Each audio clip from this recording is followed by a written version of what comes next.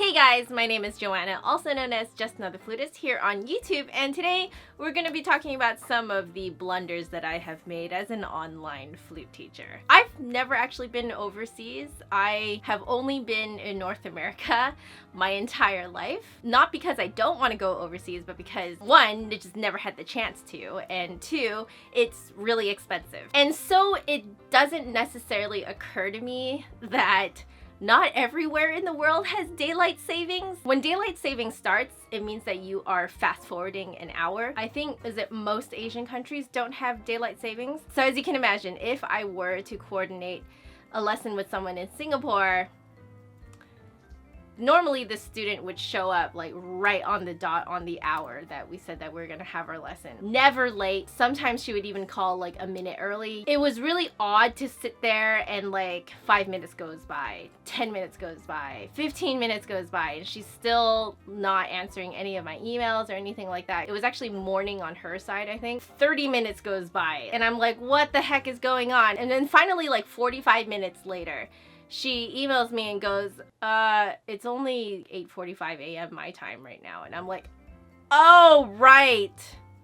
Daylight savings. I don't know why I didn't learn my lesson after that, but like in the fall when daylight savings ends and you go back 1 hour, I actually ended up missing the lesson altogether. I received an email from my student asking me where I was.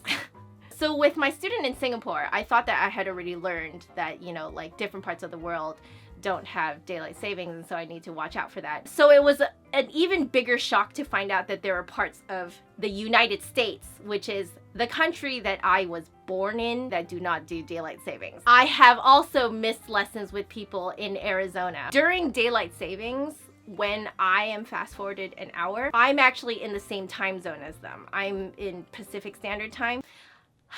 So that's why this week, knowing that daylight savings for North America is happening this Sunday. So if you're watching this on the Saturday, it's tonight. This week, I was like, okay, you know what? I'm just going to ask every single one of my students if they have daylight savings because, you know, I'm not taking any chances here. I would rather look dumb to my students and then actually get our lesson time correct. I have a student in Germany. I found out from her that in Germany, at least, daylight savings doesn't start until the last Sunday of March, not this Sunday. So there's like this random 2-week overlap where we're apart by 8 hours instead of 9 hours. So I learned something new yet again. This was a mistake waiting to happen. I had already put her in what I assumed would be her 9 hours ahead of me instead of 8 hours ahead of me. I thought I had already made enough daylight savings mistakes. Like you would think that after, you know, once or twice you would get it, right? No, the world is very complex. Don't be like me and make all of these mistakes. When daylight savings comes around, just ask every one of your students if daylight savings is happening on their end of the world. If it is happening, when is it happening? My former theory professor, Dr. Bob, who I have done a project with, by the way, I will put a link to that video up here. He was one of the professors that I asked advice about what do I do after music school. And so, you know, we got to talking about teaching lessons because I love teaching lessons and I knew that a large portion of my career I wanted to be teaching. And he told me about one of his former students who arranges 15-minute breaks between each student. So that way, even if you have 4 or 5 students in a row, you have the 15-minute buffer time to like talk with parents, send them invoices. Maybe sometimes you'll hit an issue like 5 minutes before the lesson ends and you just need like an extra 5 or 10 minutes to kind of wrap up the topic. So he was telling me that this worked really well for that teacher and I should think about doing that too. Now, the reason why I didn't do that at first was because one, tradition. Every time I worked in a studio, like an actual music shop or something, they would always schedule the students for me. And the way they scheduled it is always back to back. So it's a half hour back to back or it's 1 hour back to back. There are no breaks for you. I had always done it that way, so I didn't really want to like change. The other reason was because I was thinking to myself, well, if I schedule in 15-minute breaks, then those are chunks of 15 minutes that I'm not getting paid for. Why don't I just have 4 to 5 students back to back 4 or 5 hours, boom, done. I get paid for those 5 hours and then I get to do other stuff. Now, what I didn't account for was the fact that my physical body needs to relieve itself. You know, I don't know if this is TMI, but I'm just going to tell you anyway, especially for those of you who are like morbidly curious, and especially for those of you who are looking into doing this for a living. I held in a poop once. I thought I could just wait until the end of the lesson to like quickly go poop and then come back and teach another lesson. But I waited a little bit too long to the point that my body was, you know, I felt like I was going to faint. My vision started to darken. I started to have cold sweats. Literally in the middle of my student playing, I just had to be like, excuse me, I'm sorry, I need to go to the bathroom. I will be right back. Went to the bathroom.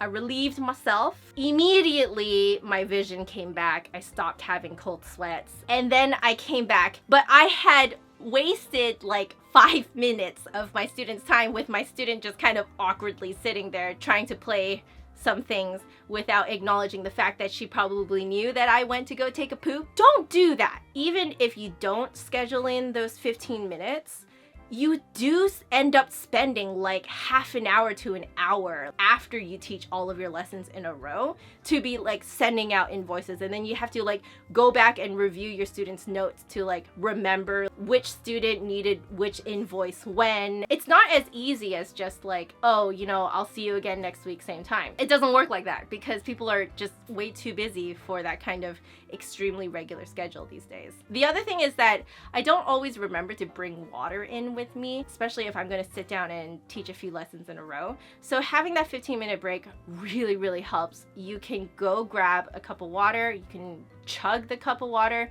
you can go to the bathroom, relieve yourself, freshen up. You can review your next student's notes too, so then you know exactly what you're going to be teaching them when they show up. After the last student, that usually only ends up taking like 5 to 10 minutes. You will actually be getting much better bang for your buck. I have found that I have actually saved time by scheduling in the 15-minute breaks between each student. Like, it's amazing how much it has de-stressed my life. Don't be like me and hold in a poop. Just schedule in those bathroom breaks, okay? The most recent thing that has happened, I got a new iPad so that the quality of my FaceTime lessons would be a lot better. However, my new iPad, I think it's like a power saving thing that it has, but it will disconnect from the Wi-Fi when it's sleeping. I know I can probably go in and get it to never disconnect from the Wi-Fi. I'm sitting there waiting for my student, like, la-ti-ta, sitting there waiting. 5 minutes in, 10 minutes in. So I'm like, okay, like that's kind of weird that they haven't called. For an online lesson to be 5 to 10 minutes late, it's really unusual because usually they're at home. So I go to check my iPad and sure enough, it's disconnected from the Wi-Fi. I check my texts. My students have been texting me and they're like, I can't get through to you. It says that you're not there. Sometimes they also send me emails too. So it's like emails and texts and they're trying to find out what's happened to me. So they're freaking out and I'm like, oh, shoot. So now I've gotten in the habit of waking up my iPad, making sure that my iPad is actually connected to the Wi-Fi. Another thing that I started to do is have sort of like backup video chat options. Obviously, not all of my students have Apple products, so most of them will stick with Skype, but sometimes Skype doesn't work. There was another student where like we're both waiting for each other on Skype. We're both just kind of like sitting there at our computers, just kind of waiting for the other person to get online. But for some reason, like we're both online, we're both connected to the Wi-Fi. Mine's not even Wi-Fi, okay? I'm like straight up connected to the modem, but Skype is showing both of us as away or even offline. So as a last ditch resort, I actually asked her if she could call me over Facebook Messenger. Most people have Facebook. You don't have to get them to create a new account with like, you know, a new app. I use Discord with my own friends. My boyfriend has kind of mentioned that it would be really interesting to use Discord for lessons. I have yet to play around with that. Plus I would have to get people to create new accounts with Discord because I'm guessing most of my students probably don't use Discord. That aside, I learned my lesson. Especially when you're an online teacher, you need to understand that these are technology things that neither side has control over. So Be sure that you are not hard on your students for their technology not working. Don't charge them extra for it. If you guys end up starting late and you can take them a little later, I would encourage you to just give them the full hour, because it's not their fault, you know, like if Skype doesn't work. It's the Skype people who need to fix it, not us. In the 15-minute window before their lesson starts, and if they don't show up after the lesson is supposed to start, check your email frequently and check your text frequently within the next 15 minutes. I have La Tita waited on a student to show up when the student actually emailed me like 15 minutes before the lesson was supposed to start, and they actually said, I can't make today's lesson, but I understand your policy, so I'm just going to pay for it. Don't worry about it. I'll see you next week, same time. Don't be like me and just like sit there being like, oh, I wonder where they are. They're probably trying to contact you. That was what was on my mind this week, and I know that you guys have been asking for like what types of blunders and mistakes I've made as an online teacher.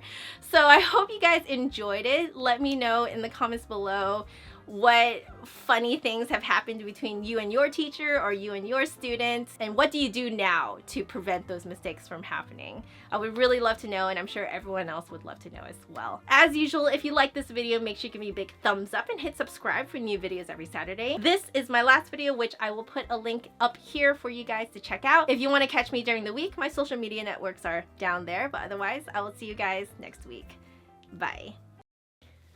Ooh, let it go.